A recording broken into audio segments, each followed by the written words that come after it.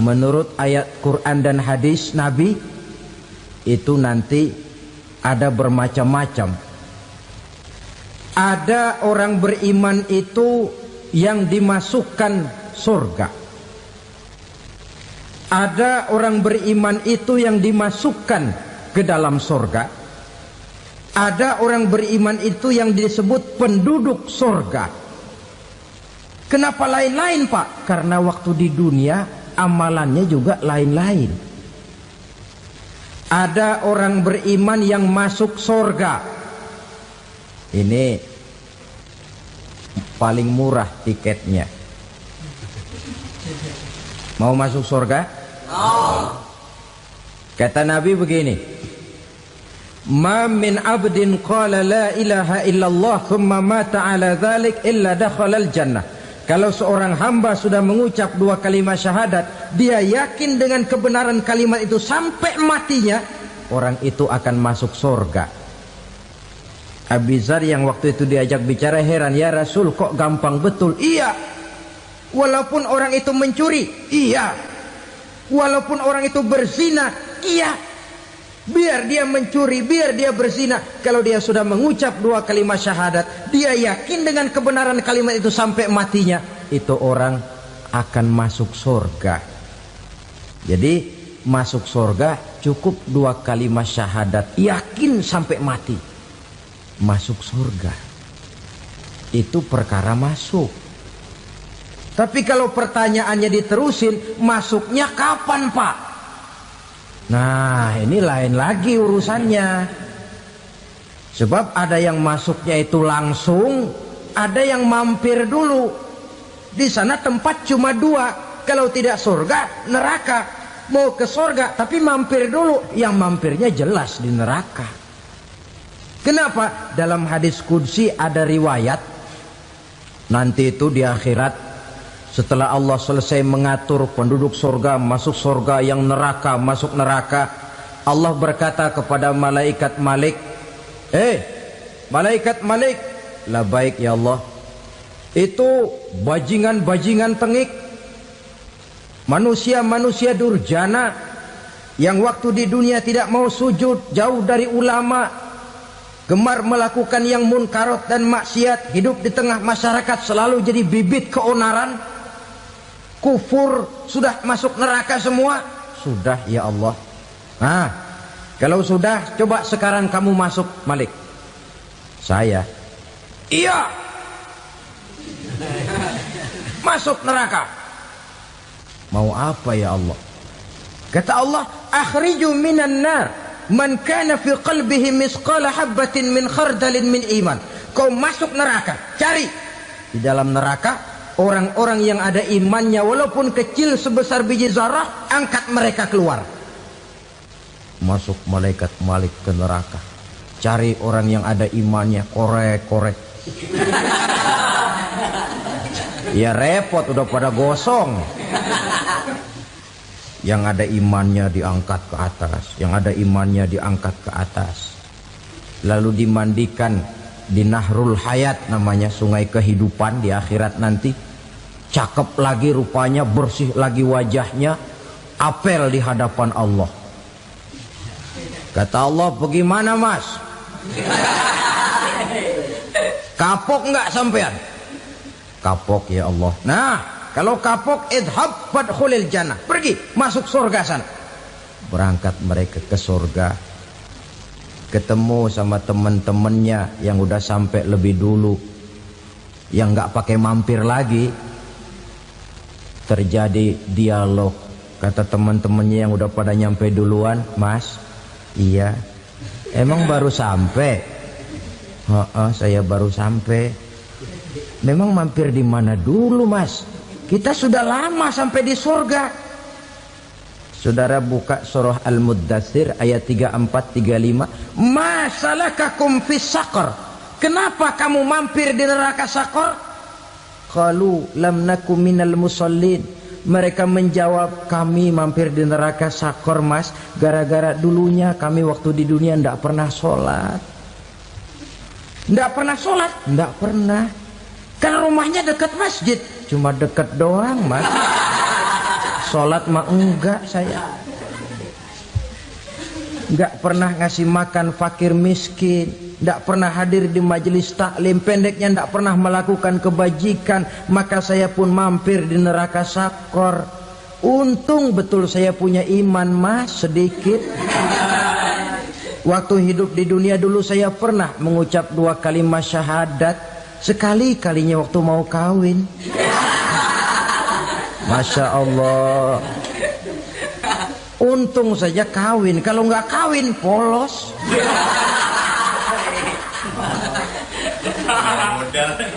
Itu juga pengulu sudah setengah mati ngajarin. Asyhadu alla, asyaduaan, asyaduaan.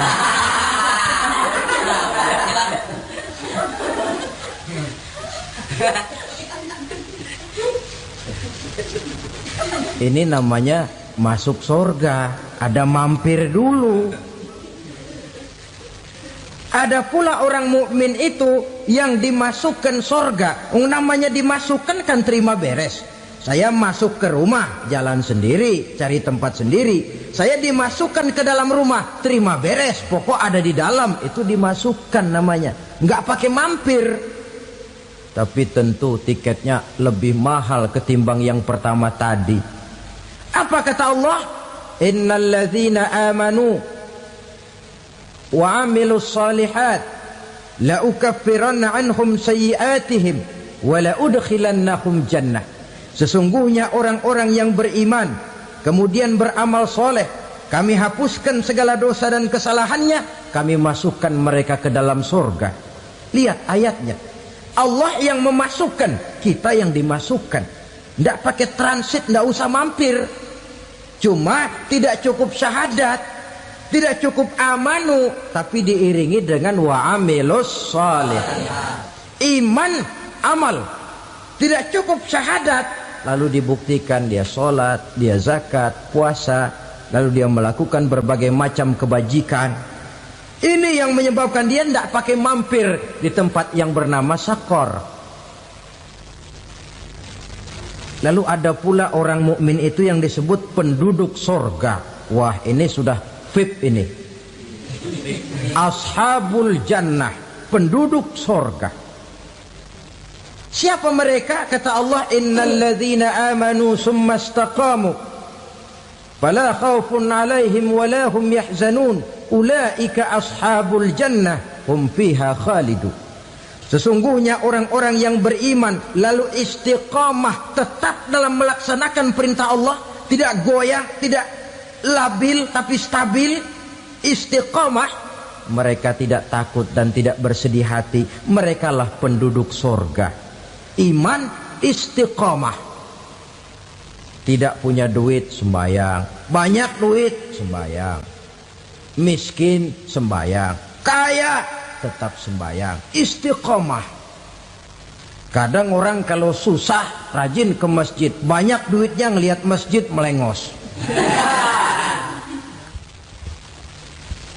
Waktu miskin hamba Allah, setelah kaya jadi hamba harta. Bergeser, tidak ada nilai istiqomahnya. Saudara-saudara, dengan begitu penduduk neraka itu dua. Ada penduduk permanen, ada penduduk yang semi permanen. Yang semi permanen orang-orang beriman yang mempunyai dosa besar. Mereka masuk ke neraka untuk menerima azab sesuai dengan dosanya. Bila selesai masa azab itu, mereka akan diangkat untuk ditempatkan kembali ke dalam surganya Allah Subhanahu wa ta'ala. Nah, dikala itulah saudara-saudara, ada yang disebut syafaat dari Rasulullah Sallallahu Alaihi Wasallam. Tapi tentu jangan lupa, syafaat ini ibarat kain menambal dia. Kita punya kain bolong-bolong sedikit, syafaat yang menambal. Solat kita ada kurang dikit, sedekah kita ada campur riak dikit, amalan kita ada tidak karena Allah dikit, kita berharap syafaat. Jadi biarlah kain masih bolong-bolong, yang penting punya kain. Tapi kalau kainnya tidak ada, yang ditambal apanya? sholat tidak, puasa tidak, zakat tidak, berharap syafaat saja. Ya, terlalu berlebihan itu. Saudara hadirin yang saya hormati, apabila selesai proses penghisaban, proses penghitungan, maka dikala itulah manusia terbagi dalam dua kelompok besar. Fariqun fil jannah wa fariqun fis sa'ir. Sekelompok orang-orang beruntung yang masuk ke dalam surga, dan sekelompok lagi masuk ke dalam neraka. Ibu-ibu, saudara-saudara kaum muslimin rahimakumullah, pada pertemuan yang lalu sudah saya jelaskan bahwa hidup selalu berakhir dengan kematian. Apabila datang kematian menimpa seseorang, datanglah kiamat baginya. Itu yang disebut dengan kiamat kecil.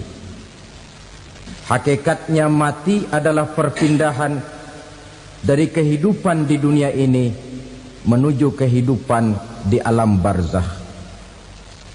Menunggu kita di alam barzakh sampai datangnya saat kiamat.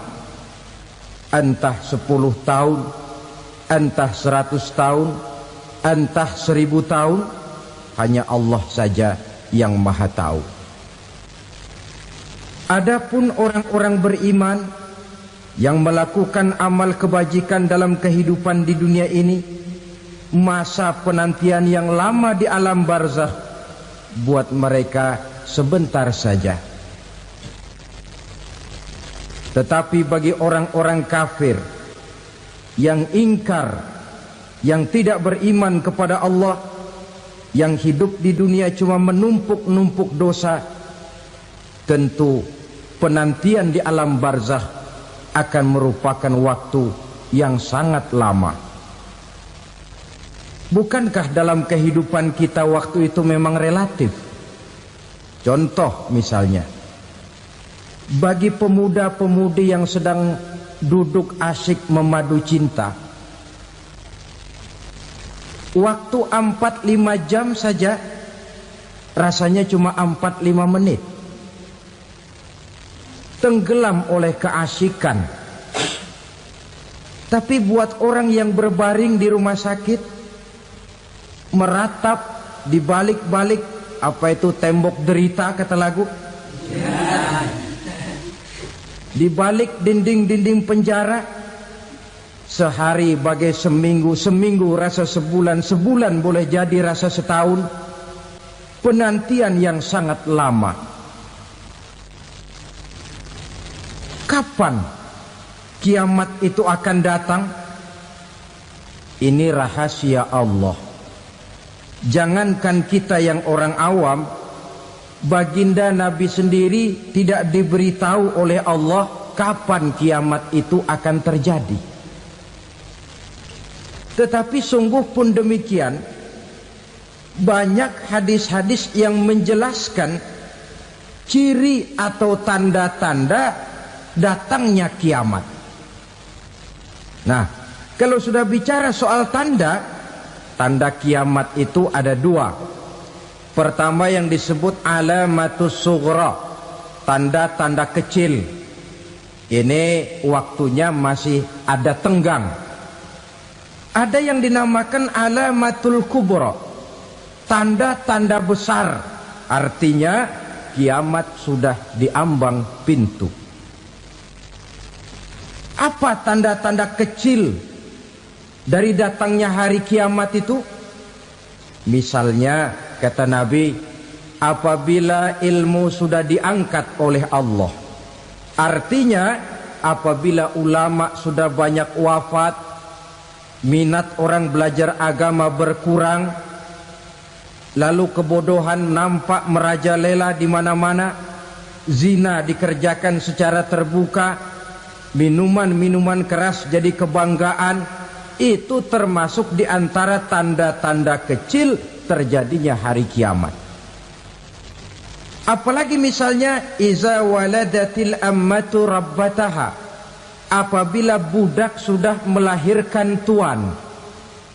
Apa maksudnya? Ada yang mentafsirkan apabila anak sudah bisa membudaki orang tuanya. Orang tua yang melahirkan dia, yang membesarkan dia, demi setelah si anak besar jadi orang berpangkat, bertitel, berharta, berkedudukan, jadilah orang tua itu budaknya. Sehingga sering dibilang kalau orang tua kaya, anak jadi raja. Tapi kalau anak yang kaya, orang tua sering jadi budak. Apalagi munculnya fitnah yang bergelombang, timbul perang antara dua bangsa yang besar, waktu berjalan terasa sangat pendek sekali.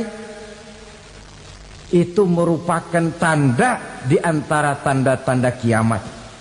Termasuk di dalamnya sulit membedakan mana laki, mana perempuan.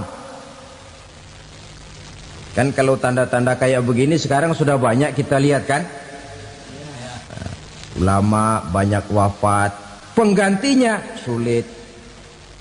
Zina dikerjakan berterang-terangan, minuman keras jadi kebanggaan. Banyak anak membudaki orang tuanya, sulit membedakan mana laki mana perempuan. Kadang-kadang dari belakang kita lihat perempuan bener, begitu kita colek nengok jenggotan.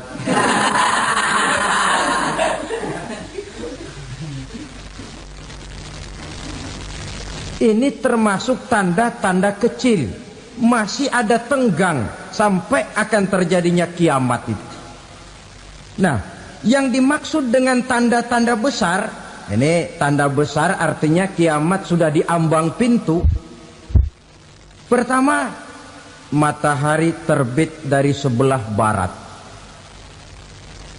Apabila matahari sudah terbit dari arah sebelah barat, tertutuplah sudah pintu taubat.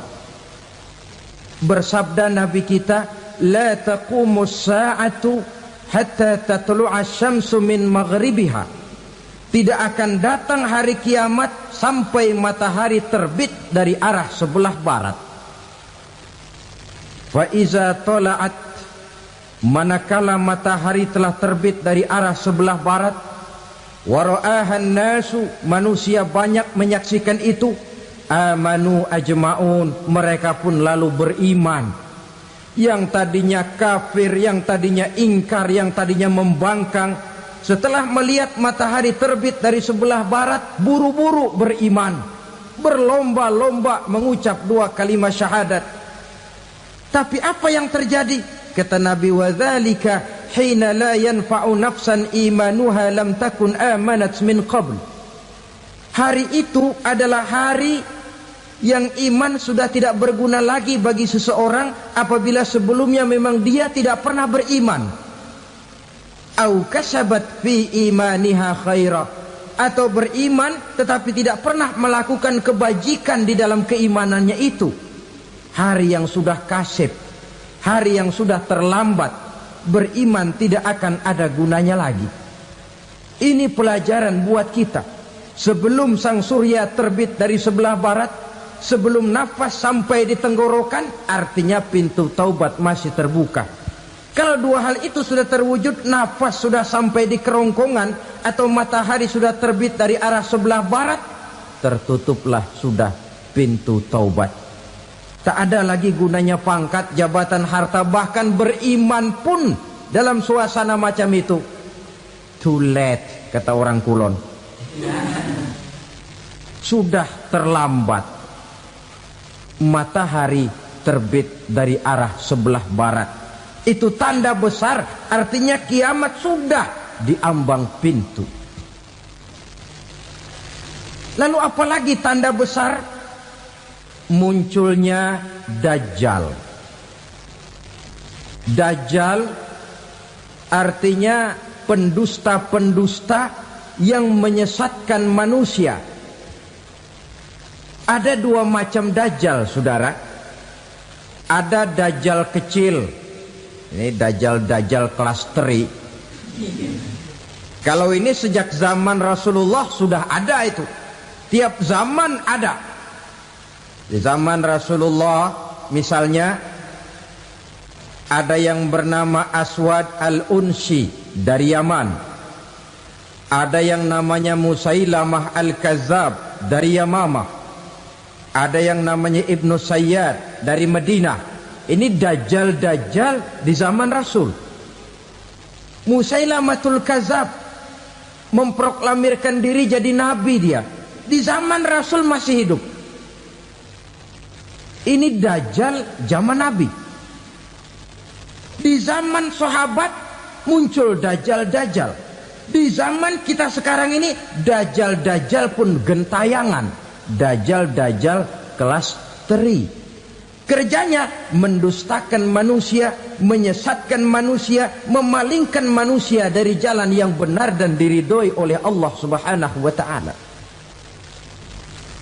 Adapun yang merupakan tanda besar dari datangnya kiamat, dajjal-dajjal kelas kakap. Pembohong-pembohong besar yang menyesatkan masyarakat manusia berpaling dari jalan Allah mengikuti jalan mereka. Apa sih ciri dajjal itu? Kata Nabi dalam hadis Bukhari Muslim, innad dajjala, sesungguhnya yang namanya dajjal itu yakhruju, satu saat akan muncul mendekati hari kiamat. Wa inna ma'ahu ma'an, si dajjal ini membawa air. Wa naran, dan juga membawa api. Dua simbol. Di tangan yang satu dia bawa air, di tangan yang satu dia bawa api. Wa ammal ladzi yarahu an-nasu ma'an fanarun, adapun yang orang banyak lihat air, hakikatnya adalah api. Yang dilihat api, hakikatnya adalah air. Oleh sebab itu, kalau api yang ditawarkan, ambillah air. Kalau air yang ditawarkan, pilihlah api. Maksudnya apa ini? Ini bahasa simbol, saudara-saudara. Dajjal bicaranya seolah-olah untuk kepentingan manusia. Menawarkan surga. Surga yang dia tawarkan hakikatnya neraka. Hai manusia, kalau kau mau bahagia, jangan dekat-dekat dengan agama. Solat itu tidak efektif dan efisien, tidak produktif dari segi ekonomi itu. Menghadiri majelis taklim cuma buang-buang waktu. Tahajud, tasbih, tahlil, baca Quran, apa itu? Pekerjaan mubazir saja. Hidup ini cuma sekali, masa yang cuma sekali, manfaatkan dengan sebaik-baiknya. Mumpung, dibawanya sifat mumpung tetapi dalam pengertian yang sangat negatif. Bicaranya seolah-olah untuk kepentingan manusia, tetapi sebenarnya menjerumuskan manusia. Menawarkan air, tapi sebenarnya api. Menawarkan api, tapi hakikatnya air. Buat apa kamu sholat? Buat apa kamu bayar zakat? Buat apa kamu puasa? Surga yang dicanangkan Dajjal, hakikatnya neraka. Neraka yang digambarkan Dajjal, pada dasarnya adalah surga. Jadi memutarbalikan fakta itu kerjaan Dajjal. Yang hak jadi batil, yang batil dibilang hak, yang benar jadi salah, yang salah malah jadi benar. Tuntunan disuruh jadi tontonan, tontonan malah menjadi tuntunan. Itu pekerjaan Dajjal profesinya. Zamannya Nabi Adam, Dajjalnya kan iblis. Betul? Betul. Apa sih gang kerayuan iblis itu? Allah setelah menciptakan Nabi Adam kan bilang, Adam, kau dan istrimu Hawa tinggal di surga ini. Seluruh fasilitas yang ada di surga persilahkan kau nikmati. Satu yang tidak boleh, jangan coba-coba dekati pohon khuldi. Dekat saja jangan, apalagi sampai memetiknya. Datang Dajjal yang namanya iblis ini. Adam, kamu tahu nggak kenapa tidak boleh makan buah khuldi? Ya nggak tahu, pokoknya saya dilarang. Bodoh kamu Dam. Khuldun artinya kekal. Kalau kamu makan itu buah, kau akan kekal di surga buat selamanya. Allah tidak kepengen, maka dilarang kamu makan buah khuldi. Kalau kau ingin kekal di surga Adam, makan saja. Saya bicara begini ini untuk kepentingan kamu Adam. Ini kan ciri-ciri Dajjal. Bicaranya sih seolah-olah untuk kepentingan Nabi Adam, hakikat sebenarnya menjerumuskan Nabi Adam supaya ingkar dan melanggar larangan dari Allah Subhanahu wa ta'ala. Jadi setelah muncul Dajjal, timbul kekacauan-kekacauan di masyarakat. Banyak yang terpengaruh, terpedaya dan terpesona. Termasuk mereka yang memproklamirkan diri jadi nabi. Mereka yang memproklamirkan diri jadi rasul di zaman sesudah Rasulullah wafat, itu adalah Dajjal. Maka saya ingatkan, kalau di zaman kita sekarang ini ada orang ngaku jadi nabi, ada orang ngaku jadi rasul, biar bahasa Arabnya kental, Quran hafal, hadis ribuan hadis hafal, biar pakai serban sampai menyengser ke tanah, bahasa Arabnya fasih, tapi dia mengaku jadi nabi, jadi rasul, kita umat Islam wajib tidak percaya. Wajib untuk tidak percaya. Itulah Dajjal zaman kita sekarang ini. Tidak mustahil mereka datang mempengaruhi orang awam supaya berpaling dari Rasulullah, mengikuti mereka. Nah, di akhir zaman nanti, mendekati hari kiamat, Dajjal ini muncul. Dajjal kelas kakap, menyesatkan masyarakat manusia untuk berpaling dari Islam, mengikuti seruan mereka. Apalagi di antara datangnya kiamat itu, tanda yang besar itu, turunnya Nabiullah Isa Al-Masih, putra Maryam. Menurut berbagai hadis yang sahih, Nabi Isa Al-Masih nanti akan turun lagi. Tidak membawa risalah yang baru, tapi meluruskan risalah Islam ini yang telah banyak ditinggalkan oleh masyarakat. Bahkan ada hadis menjelaskan beliau akan membunuh Nabi, mematahkan kayu-kayu salib, lalu melaksanakan haji dan umrah mengikuti syariat Nabi Muhammad, bukan membawa agama baru. Menjadi semacam mujaddid, reformer, menyelamatkan manusia dari bisikan Dajjal. Bahkan ada riwayat yang menjelaskan bahwa Nabi Isa berhasil mengalahkan Dajjal, mengembalikan masyarakat manusia kembali kepada ajaran Islam yang datang dari Allah, dibawa oleh Rasulullah Sallallahu Alaihi Wasallam.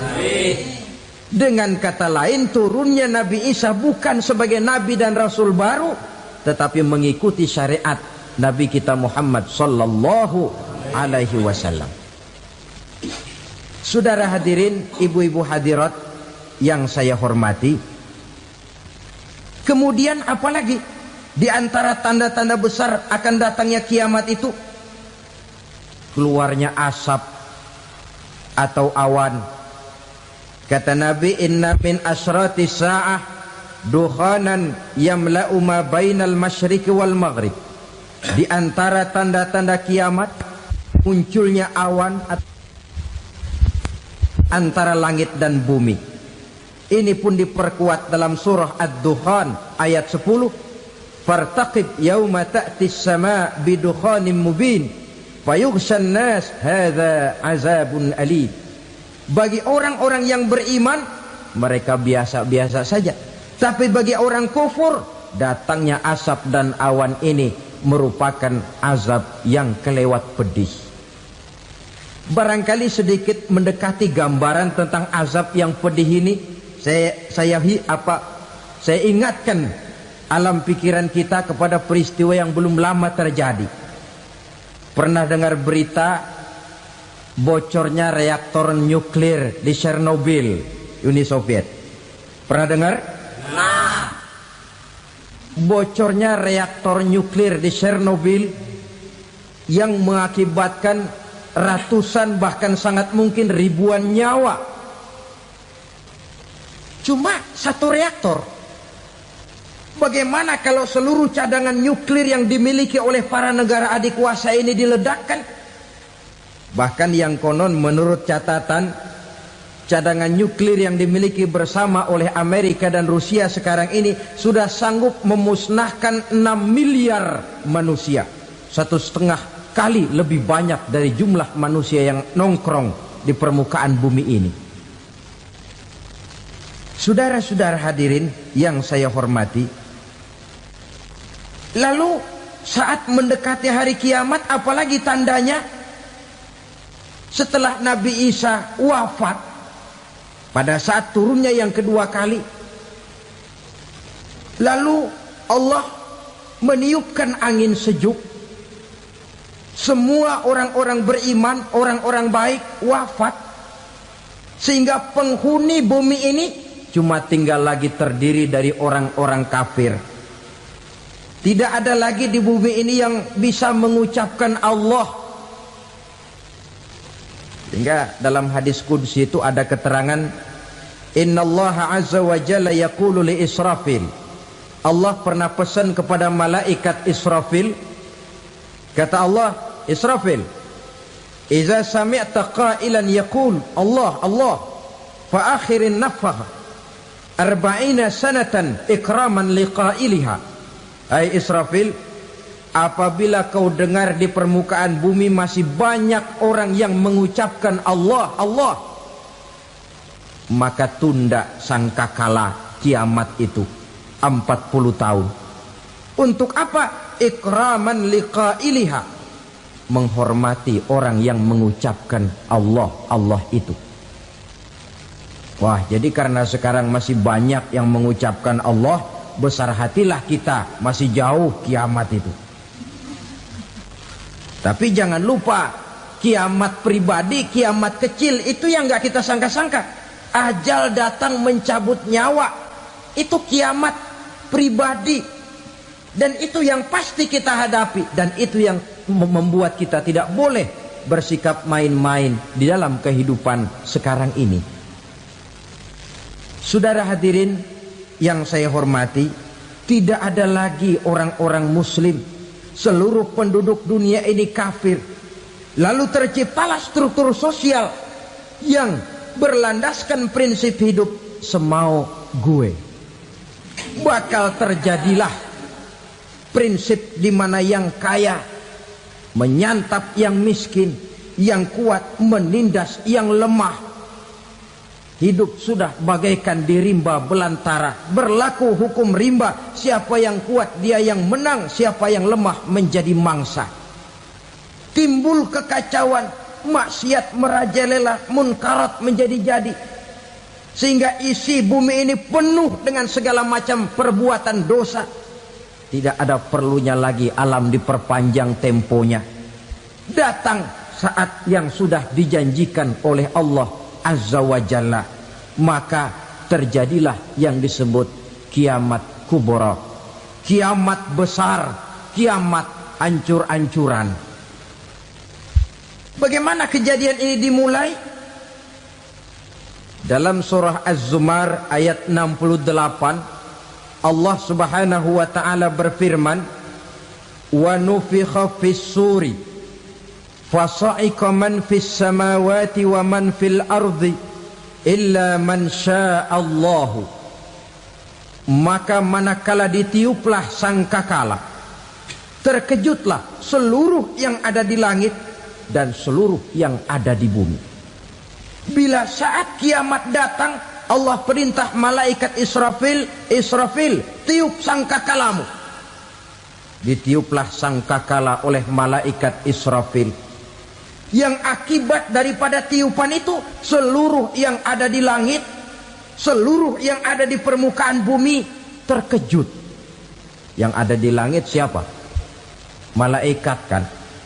Bayangin aja kalau malaikat kaget, apalagi kita. Terkejut seluruh makhluk yang ada di bumi, yang ada di langit mendengar suara sangkakala itu. Bunyinya tidak sanggup kita bayangkan dahsyatnya. Ledakan nuklir, ledakan neutron, belum apa-apa ketimbang bunyi sangkakala malaikat Israfil ini. Nah, lalu mendengar bunyi sangkakala ini, gemparlah makhluk, kacaulah alam.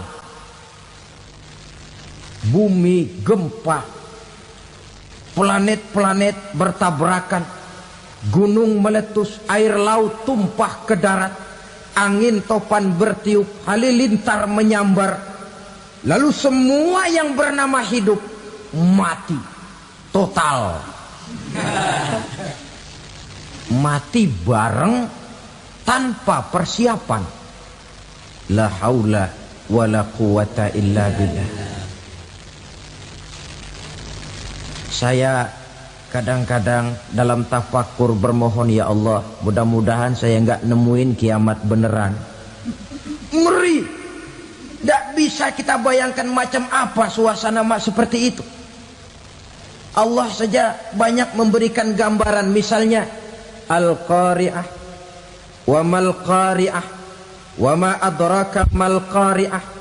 Kejadian yang menggemparkan. Tahukah kamu apa kejadian yang menggemparkan itu?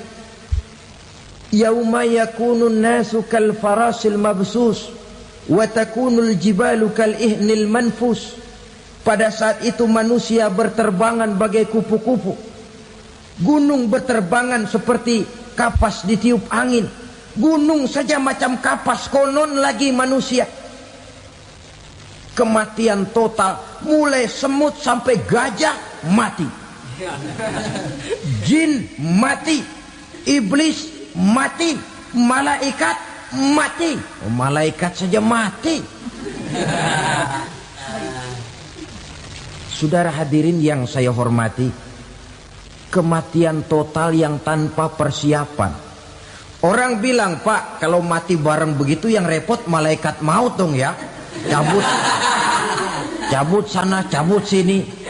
Itu kalau menurut logika kita, mestinya begitu menurut logika. Tapi logika juga yang nggak perlu serepot itu. Sebab untuk mematikan listrik di wilayah DKI, di wilayah Jakarta, nggak perlu tiap rumah didatengin, matiin, ya lama.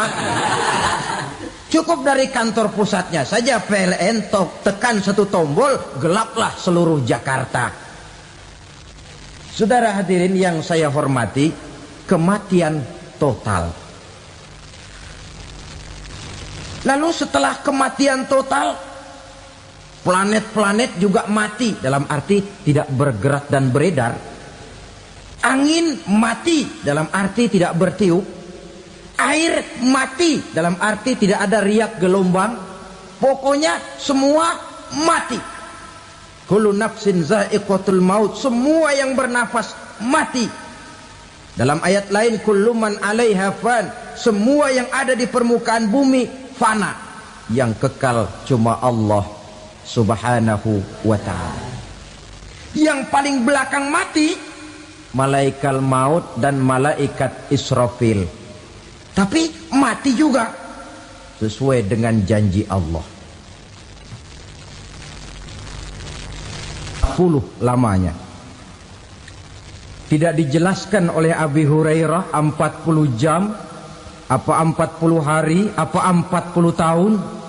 Hadis-hadis cuma menyebutkan 40 saja. Sunyi alam. Yang tinggal cuma Allah saja lagi. Ketika itu Allah berseru-seru, katanya, limanil mulkul yauma. Siapa para penguasa hari ini? Mana itu raja-raja dan penguasa yang dulu mengaku jadi Tuhan? Fir'aun. Mana Fir'aun sekarang? Yang dulu jadi raja, merasa berhasil, sombong, lalu tidak mau turun-turun dari kekuasaannya, sampai kepada puncak kekurang ajarannya mengangkat diri jadi Tuhan. Mana itu Fir'aun? Namrus. Mana sekarang Namrus? La ilaha illa ana. Ternyata tidak ada Tuhan lain selain daripada aku, kata Allah. Proses kemudian, saudara-saudara, turunlah hujan dari langit. 40 lamanya hujan itu. Tidak jelas juga 40 jam apa 40 hari. Setelah air turun membasahi, datanglah tiupan sangkakala yang kedua. Semua yang bernama mati bangkit dari kuburnya masing-masing. Ini yang disebut Yaumul Ba'thi, hari kebangkitan. Allahu Akbar. Pada saat kita bangkit dari kubur kita masing-masing, kumpul di padang mahsyar namanya. Bayangin aja, saya sendiri nggak sanggup bayangin. Manusia sejak zaman Adam sampai zaman kiamat kumpul bareng di tempat sama. Berapa banyaknya itu?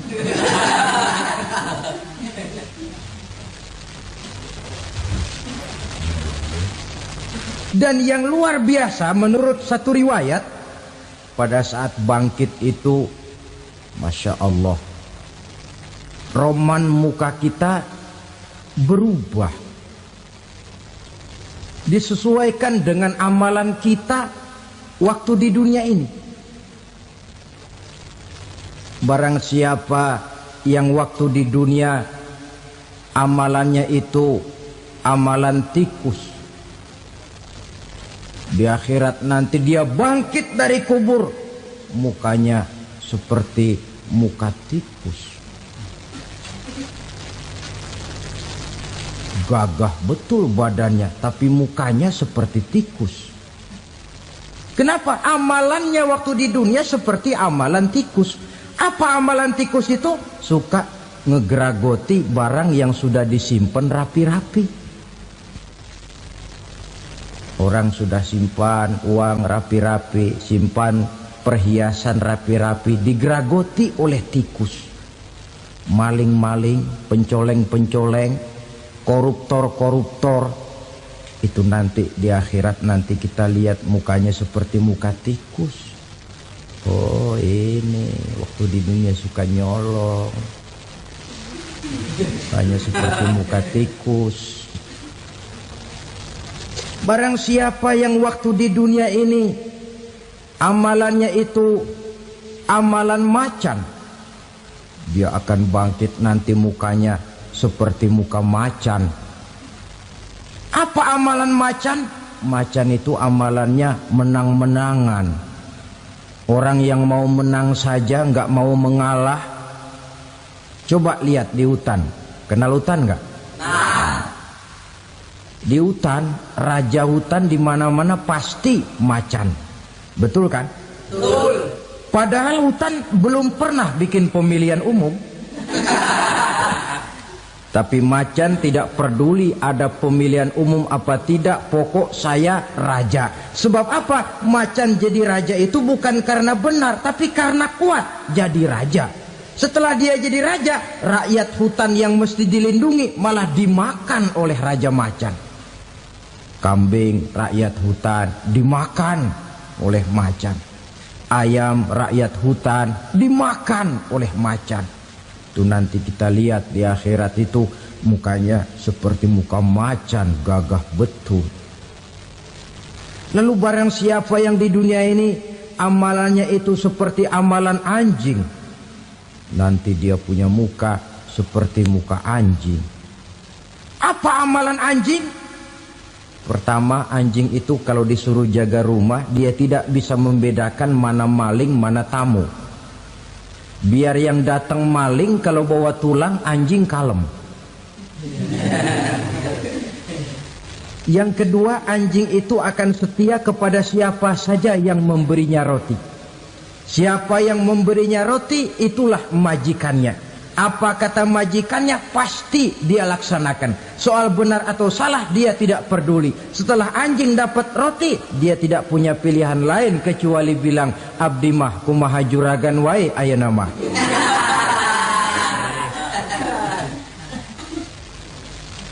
Saudara hadirin yang saya hormati,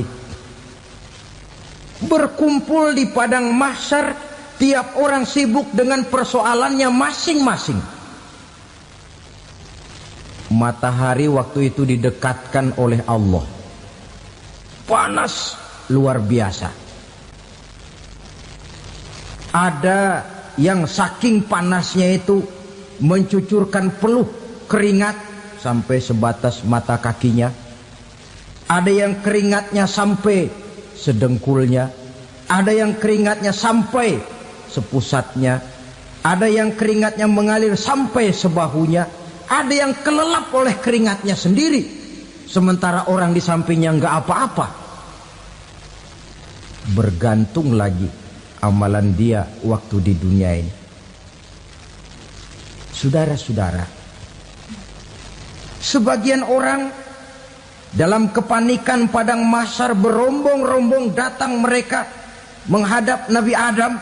Ya Adam, anta abal bashar. Hai Adam, Tuhan adalah bapak moyang manusia.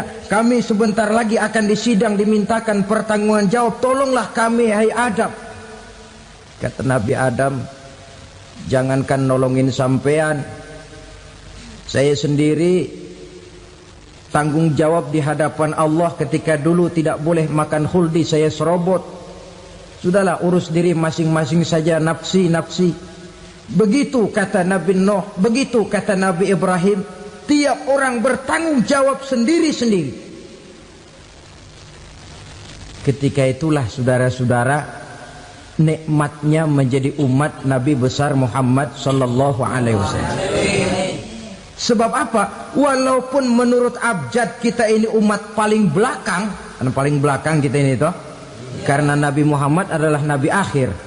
Tapi akan dihisap lebih dulu, lewat di atas sirat lebih dulu, masuk surga lebih dahulu ketimbang umat-umat belakangan.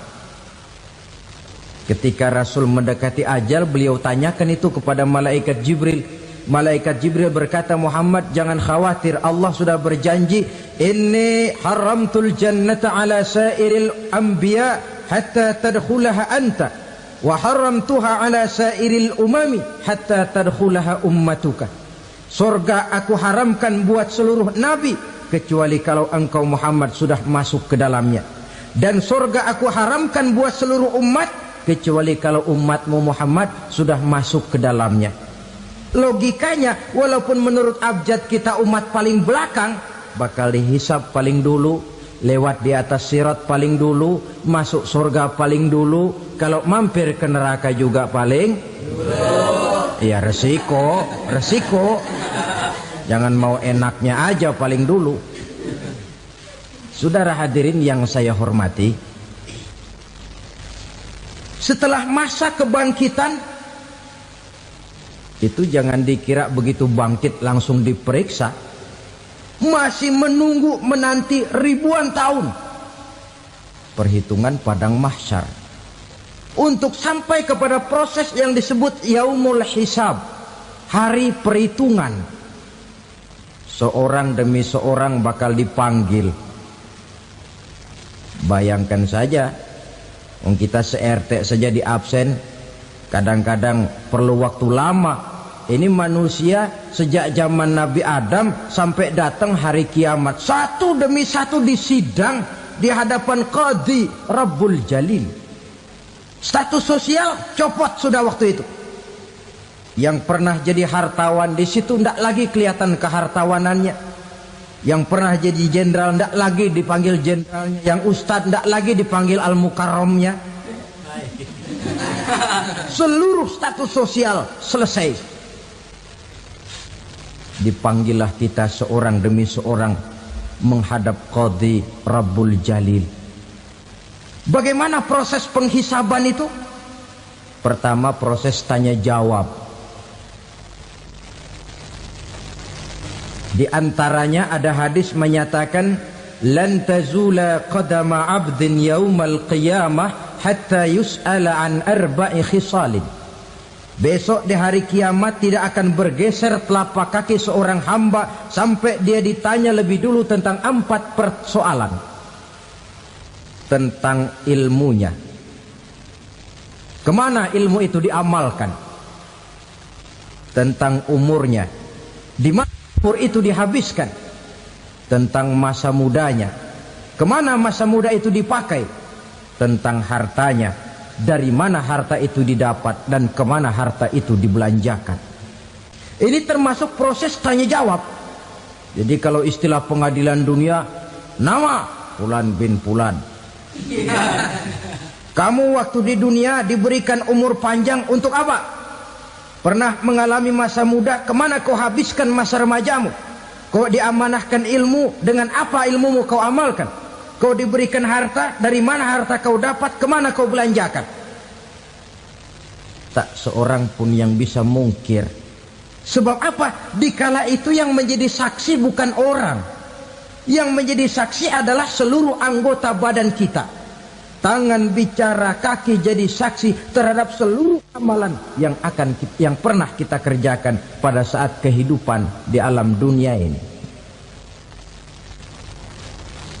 Selesai proses tanya jawab, lalu diperlihatkan buku catatan kita waktu hidup di dunia ini. Jangan lupa Allah itu menyiapkan 2 superkomputer kepada kita. Sebelah ditempelin sebelah kanan, yang sebelah tempelin di sebelah kiri. Komputer itu namanya Raqib dan Atid. 2 malaikat yang apabila baik kita lakukan, refleks saja akan menulis kebajikan kita. Jahat kita kerjakan, akan tertulis. Catatan itu nanti diperlihatkan kepada kita.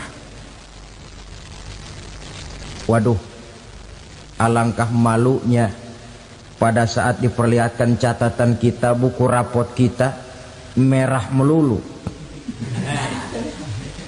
Barangkali diperiksa sambil diomelin, brengsek lo. Buku merah melulu begini, bagaimana waktu hidup di dunia?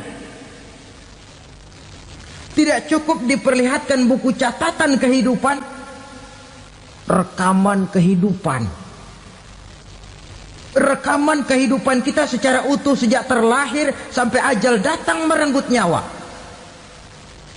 Barangkali mirip dengan video sekarang ini, di mana terekam dengan baik seluruh kegiatan kita, sejak yang sekecil-kecilnya sampai kepada yang sebesar-besarnya. Untuk kemudian kita pun menerima balasan. In khairan fa khairun wa in syarran fa syarrun. Kalau baik ya baik balasannya, kalau jahat ya jahat juga balasannya. Catatan-catatan kita diberikan. Kalau banyak kebajikannya diberikan di tangan kanan dengan cara yang halus. Kalau banyak kejahatannya diberikan dari sebelah kiri atau dilempar dari belakang. Itulah sebabnya sejak di dunia ini kita sudah mohon kepada Allah. Ketika berwudu membasuh tangan kanan, apa kita bilang? Allahumma a'tini kitabi biyamini wa hasibni hisaban yasira. Ya Allah, berikan saya kitab di tangan kanan, dan kalau saya memang perlu dihisap, hisaplah saya yang seringan-ringannya. Tangan kiri berlindung kita kepada Allah. Jangan sampai diberikan kitab di tangan kiri atau dari arah sebelah belakang. Wa a'udzubika an tu'tiya kitabi bishimali aw min wara'i zuhri, dari arah sebelah belakang. Na'udzubillah min dzalik.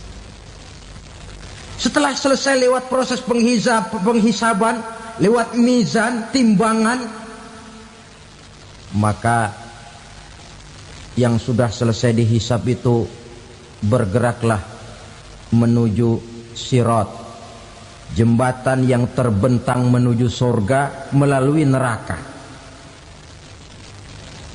Saudara-saudara, panjangnya perjalanan sirat itu memakan waktu ratusan tahun. Tetapi orang yang lewat di atas sirat pun macam-macam, bergantung amalannya ketika di dunia ini. Ada yang lewat di atas sirat itu kal barqil khatib, seperti kilat yang menyambar, lep, sudah sampai dia di surga. Cepat bukan main. Ada yang lewat di atas sirat itu seperti orang lari-lari. Ada yang lewat di atas sirat itu seperti orang jalan biasa. Ada yang sambil merangkak, ada yang sambil ngesor, ada yang sambil gelayutan, ada yang selamat sampai ke ujung ke surga, ada yang tergelincir jatuh masuk ke dalam neraka, bergantung amalannya dalam kehidupan di dunia sekarang ini. Tiap kita akan melewati yang namanya sirat ini. Saudara-saudara kaum muslimin yang saya hormati, dengan demikian mereka yang selamat melalui sirat sampai ke terminal akhir surga, mereka yang ketika dihisab ternyata banyak kejahatannya daripada kebaikannya, mereka singgah di dalam neraka. Nah, adapun orang-orang yang beriman menurut ayat Quran dan hadis Nabi itu nanti ada bermacam-macam.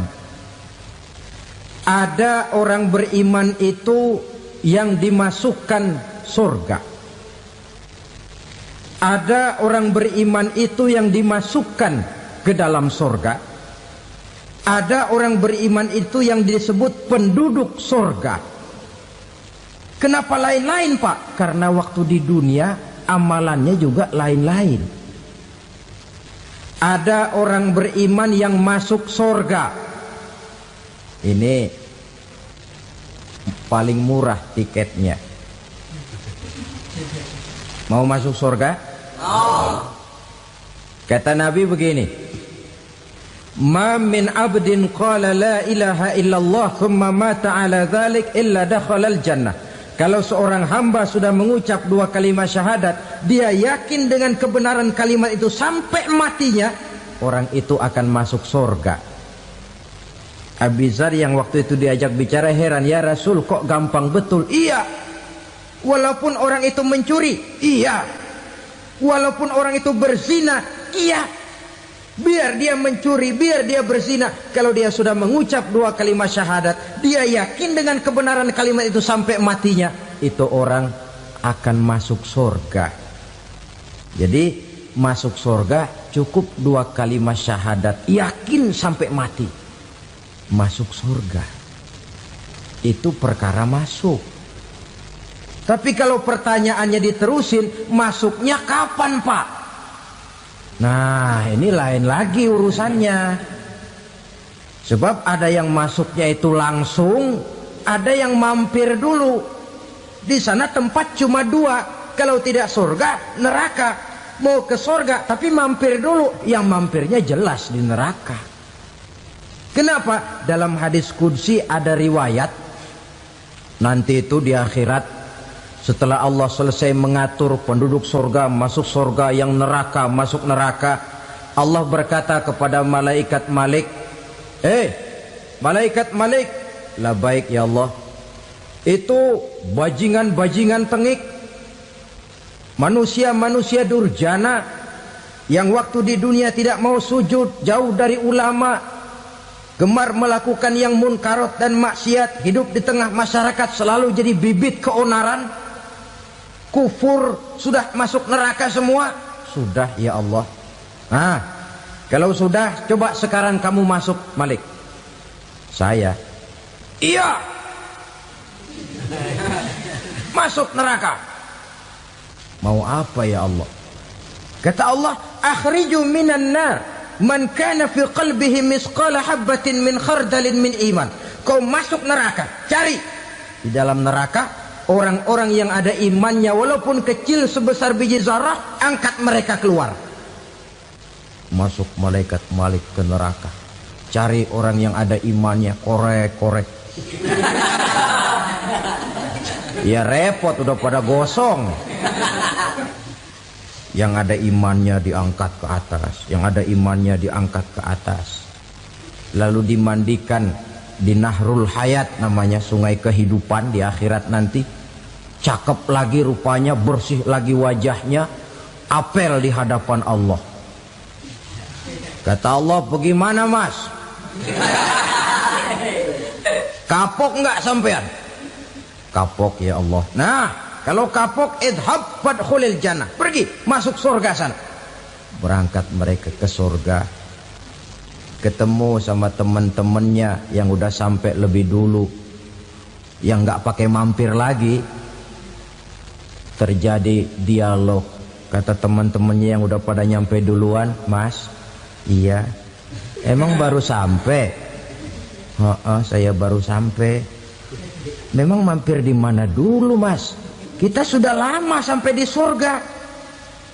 Saudara buka surah Al-Muddatsir ayat 34-35. Ma salakakum fis saqar? Kenapa kamu mampir di neraka Saqar? Qalu lam naku minal musallin. Mereka menjawab, kami mampir di neraka Saqar, Mas, gara-gara dulunya kami waktu di dunia tidak pernah sholat. Tidak pernah sholat? Tidak pernah. Kan rumahnya dekat masjid. Cuma dekat doang, Mas. Sholat mah enggak saya.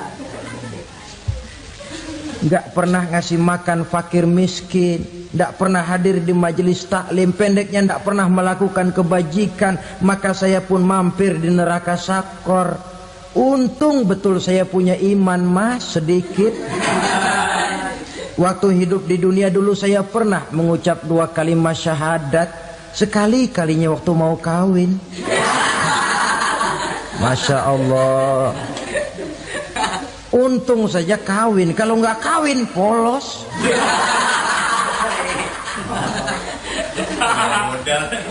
Itu juga pengulu sudah setengah mati ngajarin. Asyhadu alla, asyaduaan, asyaduaan.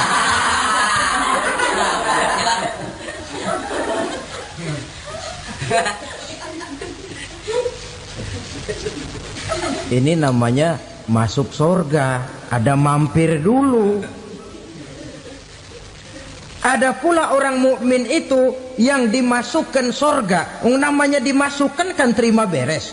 Saya masuk ke rumah, jalan sendiri, cari tempat sendiri. Saya dimasukkan ke dalam rumah, terima beres, pokok ada di dalam, itu dimasukkan namanya. Nggak pakai mampir. Tapi tentu tiketnya lebih mahal ketimbang yang pertama tadi.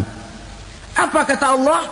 Innal ladzina amanu wa amilus salihat la ukaffiranna anhum sayyi'atihim wa la udkhilannahum jannah.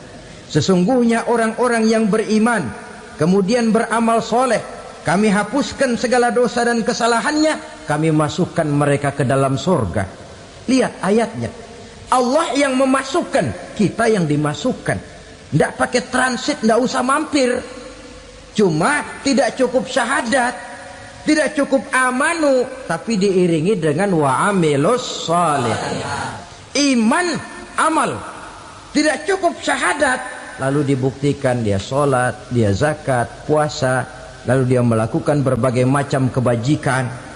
Ini yang menyebabkan dia tidak pakai mampir di tempat yang bernama Saqar. Lalu ada pula orang mukmin itu yang disebut penduduk sorga. Wah, ini sudah VIP ini. Ashabul jannah, penduduk sorga. Siapa mereka? Kata Allah, innal ladzina amanu summa istaqamu fala khaufun alaihim wala hum yahzanun ulaika ashabul jannah hum fiha khalidun. Sesungguhnya orang-orang yang beriman lalu istiqamah, tetap dalam melaksanakan perintah Allah, tidak goyang, tidak labil tapi stabil, istiqamah, mereka tidak takut dan tidak bersedih hati. Merekalah penduduk surga. Iman, istiqamah. Tidak punya duit, sembayang. Banyak duit, sembayang. Miskin, sembayang. Kaya, tetap sembayang. Istiqamah. Kadang orang kalau susah rajin ke masjid, banyak duitnya ngelihat masjid melengos. Waktu miskin hamba Allah, setelah kaya jadi hamba harta. Bergeser, tidak ada nilai istiqomahnya. Saudara-saudara, dengan begitu penduduk neraka itu dua. Ada penduduk permanen, ada penduduk yang semi permanen. Yang semi permanen orang-orang beriman yang mempunyai dosa besar. Mereka masuk ke neraka untuk menerima azab sesuai dengan dosanya. Bila selesai masa azab itu, mereka akan diangkat untuk ditempatkan kembali ke dalam surganya Allah Subhanahu wa ta'ala. Nah, dikala itulah saudara-saudara, ada yang disebut syafaat dari Rasulullah Sallallahu Alaihi Wasallam. Tapi tentu jangan lupa, syafaat ini ibarat kain menambal dia. Kita punya kain bolong-bolong sedikit, syafaat yang menambal. Solat kita ada kurang dikit, sedekah kita ada campur riak dikit, amalan kita ada tidak karena Allah dikit, kita berharap syafaat. Jadi biarlah kain masih bolong-bolong, yang penting punya kain. Tapi kalau kainnya tidak ada, yang ditambal apanya? Solat tidak, puasa tidak, zakat tidak, berharap syafaat saja. Ya, terlalu berlebihan itu. Saudara hadirin yang saya hormati, apabila selesai proses penghisaban, proses penghitungan, maka dikala itulah manusia terbagi dalam dua kelompok besar. Fariqun fil jannah wa fariqun fis sa'ir. Sekelompok orang-orang beruntung yang masuk ke dalam surga, dan sekelompok lagi masuk ke dalam neraka.